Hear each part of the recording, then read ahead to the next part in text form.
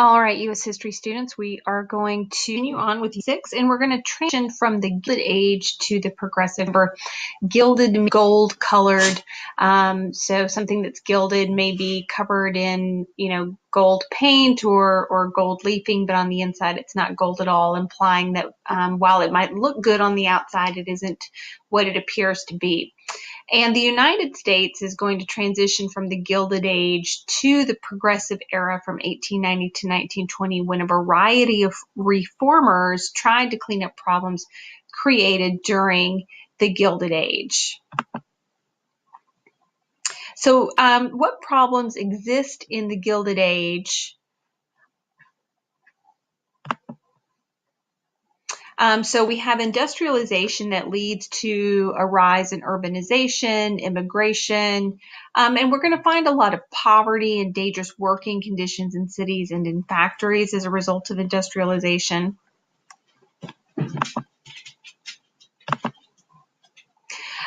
City, state, and federal governments were corrupt. If you'll remember from previous notes, the political machines, and particularly Boss Tweed and Tammany Hall. And corporate monopolies limited economic competition and kept workers' wages very, very low. So reformers of the Progressive Era, and if you think about what the word progressive means, sort of this forward-thinking, interested in social improvement group is going to come to define the Progressive Era.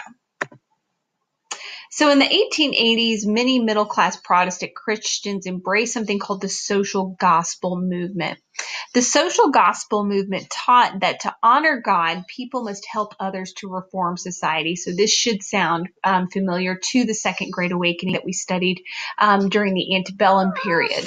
So the idea of personal salvation coming through doing good works for others. An early reformer was a woman named Jane Addams, who creates Hull House in Chicago. And Hull House was the first settlement house which offered baths, cheap food, child care, job training, and health care to help the poor. And this is an image of some of the people getting some of the access to the food at Hull House. Child care again. And Jane Addams' efforts are going to inspire reformers in other cities to build similar settlement houses to assist the poor.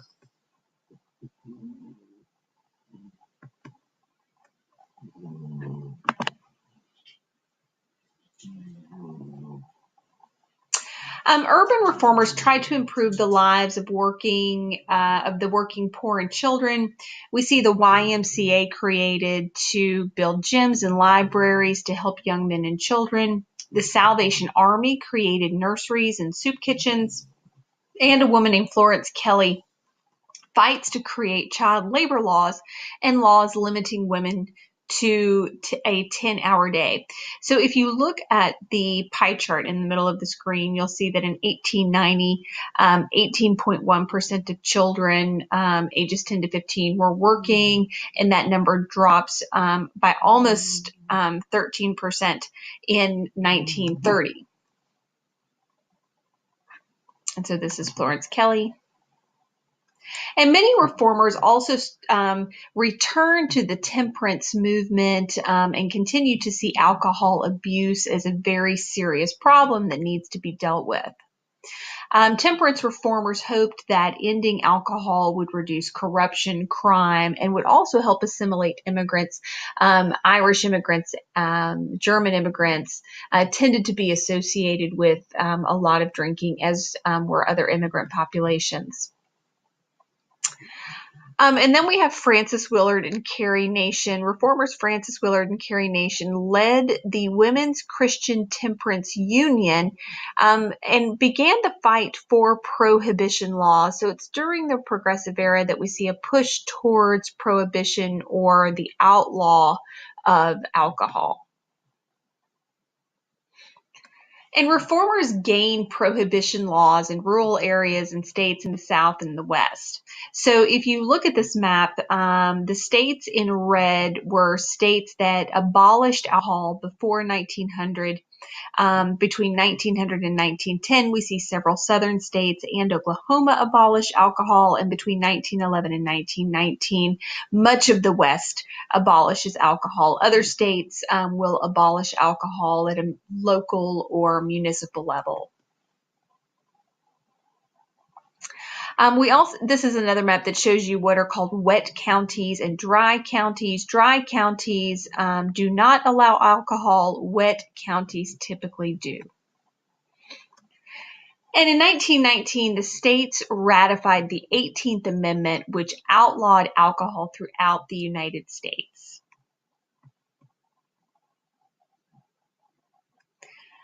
During this time, we also see a group of investigative journalists known as muckrakers. I want you to highlight that, who expose the corruption, the poverty, and the health hazards and monopolies of the era. Jacob Riis exposes the poor living conditions for the urban poor in his book, How the Other Half Lives. He exposed urban poverty and the life in slums. Ida Tarbell's History of Standard Oil revealed Rockefeller's ruthless business practices and calls for the breakup of large monopolies. So she, in her book, The History of Standard Oil, she really identifies Rockefeller as a robber baron. One of the most influential and interesting and I think still very timely is Upton Sinclair's The Jungle. Upton Sinclair's The Jungle revealed the unsanitary conditions of slaughterhouses and eventually will lead to government regulation of food industries. So if we were to read excerpts from the Jungle, I would ask you to think about, why did the book generate outrage from Americans and politicians? So just kind of think for a moment, how would you answer that question? The Progressive Era, in addition to creating outcries for better living conditions, better working conditions, safer food, the end of alcohol abuse through prohibition, we're also going to see a demand for equal rights by women. And so I want you to think about, in what ways were women discriminated against. Think back to the women's rights movement that we learned about during the after the Second Great Awakening, during the Age of Reform. Think about people like Lucretia Mott and Elizabeth Cady Stanton. And what were they fighting for then that they're still fighting for in the early 1900s? So in most states, married women could not divorce or own property. Women could not vote, but Black, immigrant, and illiterate men could. Women workers were paid less than men, and women were expected to remain at home as wives and mothers. The Gilded Age brings new opportunities for women and new ideas about personal rights. Women begin to live independently in cities as secretaries, store clerks, and telephone operators. And more girls graduated from high school in this period and attended universities. During the Progressive Era, many women took the lead and played important roles as reformers. Of course, we know Jane Addams created the first settlement house. Muckraker Ida Tarbell exposes corporate monopolies. The WCTU fought for prohibition laws, and Florence Kelley is going to help bring about child and women labor laws. So women are extremely influential during this time period. So if they can make this kind of social change, they should certainly have the right to vote. So women reformers gained laws that banned prostitution. And a woman named Margaret Sanger promoted birth control for poor and middle-class women and opened the first birth control clinic in the U.S. in 1915. The most significant reform for women was the demand for suffrage or voting rights. Women demanded property and voting rights in 1848 at the Seneca Falls Convention. But women were frustrated after the Civil War when Black men were granted suffrage, but women were not granted suffrage at that time. In 1890, Susan B. Anthony and Elizabeth Stanton formed the National American Women's Suffrage Association. The NAWSA leaders pressured states to let women vote and called for a national suffrage amendment. And so this is an image of women protesting outside the White House, asking the president, how long must women wait for liberty? By the early 1900s, most Western states allowed women to vote, but women in the East still could not vote. And so you see this image, a woman representing suffrage, moving towards the women in the South and the eastern part of the United States.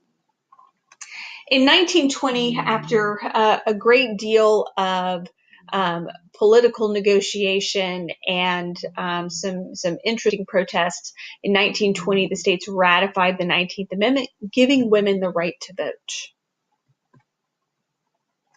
The Progressive Era led to demands for equal rights by African Americans as well. So as we think back to the Reconstruction period, Black codes and Jim Crow laws, in what ways were Blacks discriminated against during this period? So 80% of African Americans lived in rural areas in the South, and most live as sharecroppers. Literacy tests and poll taxes prevented access to Black voting.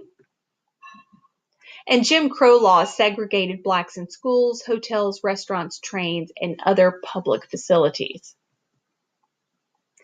Plessy versus Ferguson is a Supreme Court case in 1896 that declares that segregation does not violate the 14th Amendment, providing the separate but equal clause.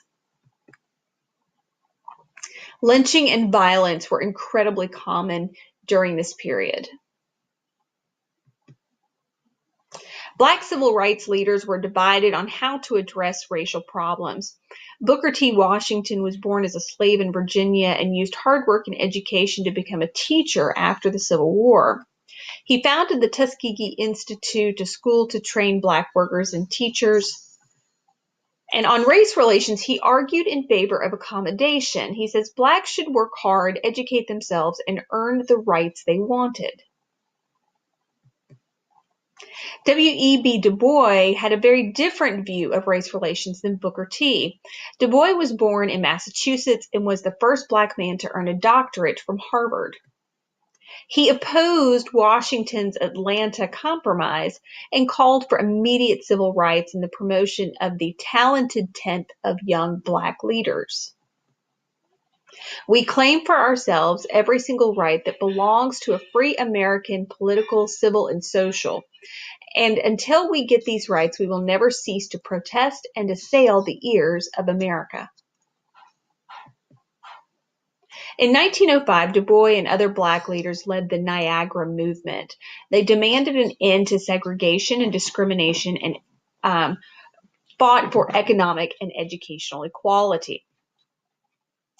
The meeting led to the formation of the NAACP, the National Association for the Advancement of Colored People, in 1909, which is dedicated to the fight for Black equality. The NAACP fought voting restrictions and segregation laws by using the 14th Amendment to file lawsuits in local and federal courts. W.E.B. Du Bois was the most outspoken early member of the NAACP by using the Crisis newsletter to call attention to Black causes.